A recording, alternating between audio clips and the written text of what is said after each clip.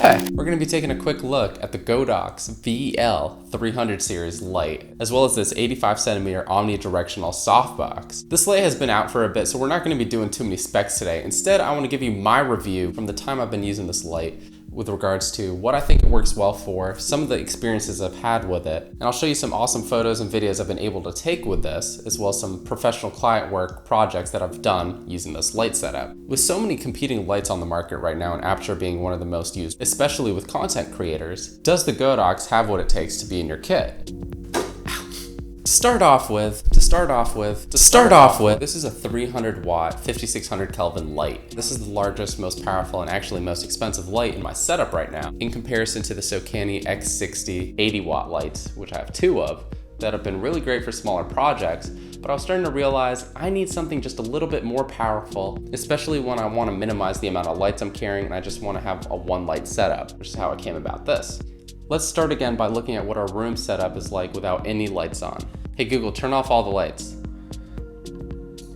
So that's what it looks like with the Godox only. And you can see it's not that bright, and we only have it at 10% right now. So if we weren't using any of these other light sources, I would probably crank this up a little bit. Cranking it up to about 20%, and I think that looks pretty good. Again, that's lighting our entire scene only with one light. This room is relatively small, and with everything in place, it kind of limits my ability to move this light freely. But with it over in the corner there, kind of bouncing off the wall to the right as well as the omnidirectional light from the lantern box itself, it's doing pretty well. And you'll notice just with this one light, we're not getting any harsh lighting or shadows. Now if we turn on the rest of the lights, hey Google, turn on the office lights.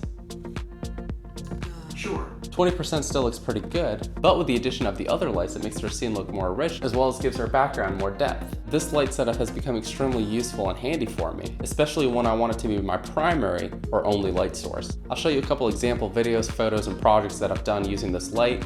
I'll tell you the things I like about it, as well as some of its quirks, and this video will help you decide if this is also a good light for you. If at any point you're interested in checking out this light or any of the other camera gear that I use, you can use the affiliate links down below to learn more. Clicking and using those links, even if you don't buy anything, helps support the channel and helps me keep making these videos, so I appreciate you doing so. So let's get into it. In the standard kit, it does come with the updated Bowens mount reflector.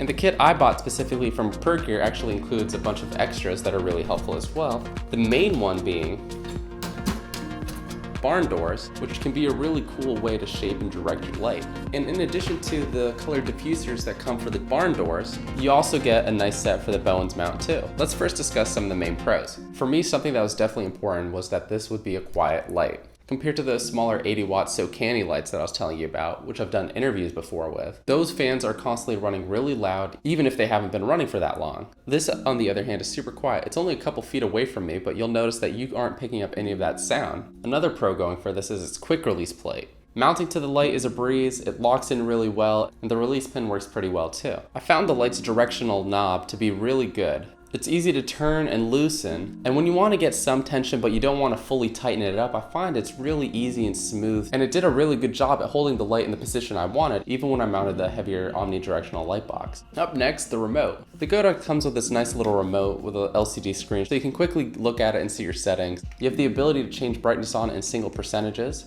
or you can hold it down for larger percentages. You have your on-off button, and you have the ability to change your channels too. Oddly, the remote does allow you to change your white balance, but obviously it's not changing it on the light, so I'm not sure why that was included. The other weird thing going for this is that the minimum brightness that you can set the remote with is 10%, whereas on the control unit itself, you can actually go all the way down to 1 and 0% from the control unit. So not too sure why it's a limitation on the remote, but it's there.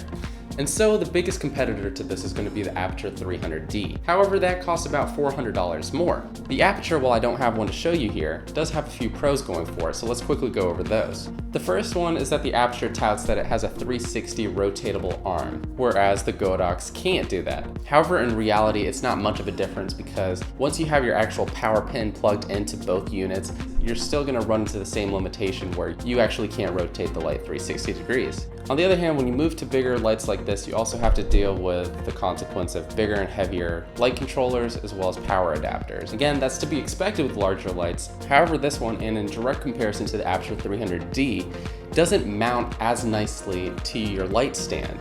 The Aperture actually has this revolutionary, and it is actually pretty cool, quick release clamp solution that easily helps you keep your control box off the ground, mount it to your stand, and helps prevent those accidental bumps and falls. The Godox only has this retractable nylon string, which while it does get the job done, I noticed, especially in tighter situations when I'm moving around the light stand, it's more easily able to just rock back and forth, and it's less secure. So depending on the style of shooting you're going for and depending on how light you need to travel, this may or may not be a good solution for you. In my case, for example, when I knew that I had less space and time to set up 2 lights for certain shoots, having one big light, yet overall smaller in size to travel with, was a better choice for me. Build quality overall is pretty good, yet going back to when I was discussing its rather poor controller mount, because it was swinging around a lot, one time when I accidentally brushed up against it, one of the radio receivers caught on the light pole and actually broke off. As far as I can tell, I was able to put it back in place, yet it comes off easily. It doesn't seem like signal strength or reception has gone down any bit, but it is a little concerning that it was able to fall off that easily.